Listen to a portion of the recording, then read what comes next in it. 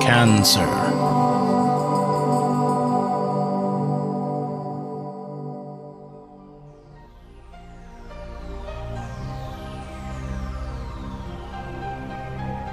Hello, Cancer. This is your New Year 2017 full year forecast. And listen, I'm doing this on a podcast today. I'm upgrading my camera systems, whatnot. Not too happy with the old camera anymore. So when I get back here for your January forecast, I'll be back live on camera. But listen, I hope you got your pen and your notebook ready. We have a lot of dates. We've got a lot of information of what you can come to experience now in 2017.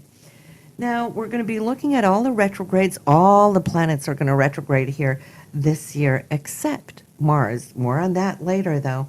And so I have all the dates and where they're going to show up in your chart. Also, what I typically like to do when I give an all-year forecast is to look at the direction of Mars. And that is because Mars is our dynamic physical energy. It is what gets us onto our goals, brings things around. And so out of a 2-year journey here of Mars, it will come to, since there's no retrogrades, it's going to pass through 8 of your houses, which more correct would be 8.5 of your houses. It starts out, let's just talk about top of the year. As we start out on New Year's, we got Mars, it's conjunct Neptune. What a way to start the year. It is all about placing our intentions. That is what we do on a New Year's Eve, right? But this year it's a little special due to Neptune, which rules our hopes and our dreams, our visions, right? So the two of them, they are totally infused with one another. Mars for you is in the 9th house. It has to do with higher thinking. It has to do with education. It has to do with long distance travel or people in foreign places. Now, Neptune may just be putting on your wish list that you would like to travel more this year, maybe to a foreign country. Maybe you would like to get back to school, take on a different degree. Whatever the deal is for you, make sure that your intentions are crystal clear, because sometimes Neptune can be a little muddled, right?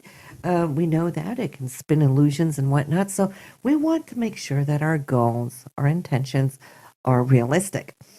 Once we get going, Mars now will be moving into your 10th house of career. Now, this is where you want your pen. It will be in the 9th house to January 29th. All right. And then from January 29th to March 11th, you're going to be focusing totally on your career. This is where you can make big leaps and bounds if you choose to take on those windows of opportunities that will present itself at this time. It'll be a full 2-year cycle before you get the second chance to do so. So this is definitely a time where you want to make the most out of it. Career is going to be up and buzzing. You might be receiving some honors. You might be initiating a new job. So from January until March 11th, you might be applying for jobs, okay? So this would be a wonderful transition for you. Once you have that completed here, Cancer, your focus will be on your friendships, okay? Your acquaintances, your hopes and dreams, groups and organizations, that kind of thing. Mars here in your 11th house will definitely be bringing you up to spiff, catching up with your friends, making new friends. Anybody who can come and become a supportive partner in what it is you're trying to achieve, they can come out of the woodwork. Great time to pay attention to what's taking place there. Busy as a bee. If you're thinking about joining some organization or find a new group that you can affiliate with, well, this is your chance here, Cancer, to really get on the wagon with the right people, the right crowd. April 22nd to June 5th, Mars will be in your 12th house, and that is when he wants to rest up a little bit. As it's a 2-year cycle, right? We always have a little period where it goes behind the scenes. It's not retrograde. It's just calming down that outgoing energy.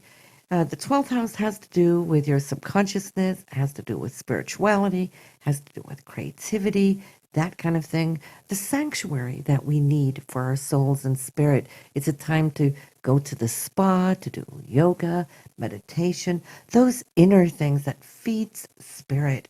Now, as you're loading up on energy, maybe even expressing your creativity, you will be already fit to fight when Mars goes into your sign. That will be June 5th. And it will remain there to July 21st. And so for you, this is a time where you can come up and out, show the world what it is you've been meditating about or working behind the scenes with, because that 12th house, we're a little secretive too, right? So we're not really talking about what we're doing. But when it comes into our first house, the world will at large see what it is that we've been working on. So it's also your personality. It is who you are. It's what you're showing to the world. Mars will make your personality feisty with all that beautiful energy that you can put to work with whatever it is now that you're choosing to do when that time is right. July 21st to September 9th. This is the time of the year where your financial situation is really coming to the forefront. All right, so listen, Cancer, it's time to crunch your numbers, look at your income, where it's coming from. Is it enough? Is it time to go in and tweak? Is it time to ask for a raise? And if they are not offering it, you might be able to find a way to say what you think you're worth and put it out there. There could be some more expenses too when Mars is in this area. However, though, I see that you're just very money conscious. Then when Mars moves into your third house area, it's all about communication. It's what you communicate, how you communicate, but it's also a lot of to and fro, maybe short trips, weekend getaways, like a beautiful little road trip, not necessarily as far as saying taking a vacation, but for those of you taking a late vacation, this is prime time for you. This is September 9th through October 23rd. And you will come to see, too, that your community around you, your neighborhood, those close to where you live might just be reaching for you, needing more of your attention. And it's a great time to catch up and spend time with siblings. And they might need your support. So, yes, this is a beautiful autumn for you and preparing now for more the homely things. When Mars comes into your fourth house area, it's time for projects, Cancer. So you might see things throughout springtime and thinking, oh, I need to do that or repair that, and you put it aside. But come here October 23rd and straight to December 10th, this is a time where you can upgrade, where you can get the walls repainted, change the carpets to wood flooring, clear out the garage. And it's also the area of your parents, so they might just come to need you a little bit more, your support, your focus. And if you're thinking of buying or selling real estate, here, this would be the time in 2017 for you to not only just accomplish it, but really make good headway. Mars will give you all that physical drive for all the packing, unpacking. You know, it is physical labor, isn't it? It's ending up in a joyful area of your chart where I see a lot of joy, self-expression, creativity, love, and romance. It's the fifth house, guys. And of course, the fifth house also rules our children. So Mars will, from December 10th straight throughout the rest of the year, focus on these areas and just give you more of time to take off, break away from work, other callings of life, so that you can go and feel and share that joy. So that is Mars's focuses month by month, and we're going to be now looking at the retrogrades, which nearly all of them are going to retrograde at some point here in 2017. So let's start with Mercury and see what Mercury is going to do. As we start off in January, we are already in retrograde, and that is the one that started here December 19th in 2016. It will retrograde till the 8th, and then we won't see the next Mercury retrograde before April 10th. and it will last for a few weeks to May 4th. Now, 4 degrees in Taurus is where it is going to retrograde. That's your 11th house. So expect delays or hiccups or just giving you extra time to dive into these groups, these organizations, or also friendships. It's retrograding back into your 10th house, in fact, to 24 degrees Aries. That will also allow you to tweak and change and fix whatever needs to be fixed here in your career. So look at it as a blessing. Don't necessarily see things as a delay, even though, yes, it slows things down, but sometimes that's a good thing. We might catch some details that went straight over our head earlier. So now, if you're paying attention, you can grasp those things, set them right for when Mercury goes direct, May 4th. The next Mercury retrograde is between August 13th and September 5th. This retrograde is showing up in your third house for communication, so you can expect some delays if you're thinking of wanting to publish or you're writing or you're going to give a speech. Anything here, interaction with siblings, well, here is where we will be a little bit challenged. It will dip back into that second house of money and income, back to 28 degrees Leo, so you might have some of that to do also. So between communication, your finances, that is what the second retrograde is going to be about. The third and last retrograde here of 2017 is in your area of the sixth house, which has to do with your health. Looking at what you're eating. Are you eating the right things? Do you need to go on a diet or start working out? Is there anything else with your health? This is going to slow down everything so that you can look at it, fine-tune, tweak, maybe drink a few cleansing teas, that kind of thing. And now, also, it has to do with your daily routine as far as schedules, getting all your ducks in a row. So just expect that things can go a little haywire, but it helps you when things do go haywire to focus on what you can set now into a new strategy that can actually come to help you down the road, working more so, should I say, efficiently. Venus will retrograde, girls, so listen, don't do any plastic surgeries or anything of that nature. Don't get your eyebrows tattooed. This is not a good time for it. Venus rules beauty. It rules women. And so, of course, if you're going to have any work done, you want to make sure that Venus is up and running and strong. So March 4th to 15th, also pay attention if you're going to be out shopping for wardrobes. You might end up with things that you're going to regret later on. So I'd put everything of that nature, even cutting your hair, going to your stylist, put that off to after April 15th. Now, Venus for you at this time is showing up too in your career area. So you could come to see, since Venus, excuse me, since Venus also rules money, there could be a money or value situation here being valued, negotiated, and spoken about in your career. So you'll want to see and pay attention closely to what that is doing. Then we have Mars. Like I said, there is no retrograde of Mars this year, so Mars is really going to speed through all of these signs, all these houses without stopping up. So that is good, meaning we're going to accomplish a lot as far as our drives and our ambitions here this year. Jupiter, however, will retrograde February 6th to June 10th, and that will be in the sign of Libra, which has to do with your home, your family, your residence. Now, Jupiter has been here for a while in Cancer, and many of you have come to see that you've been expanding the space in your home or moving to more spacious homes. And for those of you who haven't moved yet, probably will feel called to do so here under this period.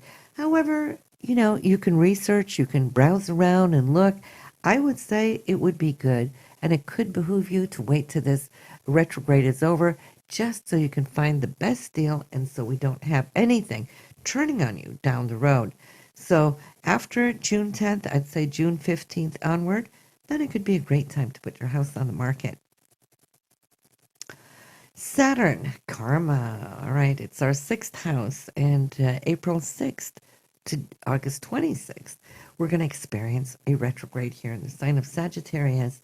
This is a time, again, we mentioned earlier too, that you're going to be looking at your health. So a fine tunement here when Saturn comes in is just making sure that everything's on the right page, that you're heading in the direction that you want. We can feel a little tired, a little exhausted when Saturn is sitting on one of our personal planets. Not that it is, but it's sitting in a personal house of health. So if you're feeling a little tired and wanting to take a nap, by all means, go take a nap. Listen to your body, right? And so when Saturn is retrograding, it's just going to sleep. There isn't that much going on there. It's really giving you some time to look into matters before you move forward again. August 3rd, throughout the rest of the year, Uranus, which shows up in your career house, which has really been pushing for change for you. And I know a lot of you have been changing jobs or looking for jobs. Sometimes it just gives us that feeling of touch and go and what the heck is happening, So change is good when we choose and we're in control of it. But sometimes it comes out of the blue and then we're just forced to take a leap of faith and start up new things. Now, for whatever new situations you've been facing, new challenges, new growth, well, now you can take a break. There isn't going to be that much more pushed upon you. So it allows you a little time to assimilate all these new areas that your mind is trying to wrap itself around. So you have that for the entire rest of the year and into 2018. But let's talk about Pluto. Pluto has been touring your seventh house. And I know we've talked about it, for years now, and how this Plutonian energy can have come into your relationships where there could be small power plays, but there's also a deep sense of transformation. You've been empowering and strengthening yourself. Some of you have felt that maybe it's your partner which has been acting in Plutonian ways. But now, see, when he goes to sleep, it will be between April 4th to September 29th.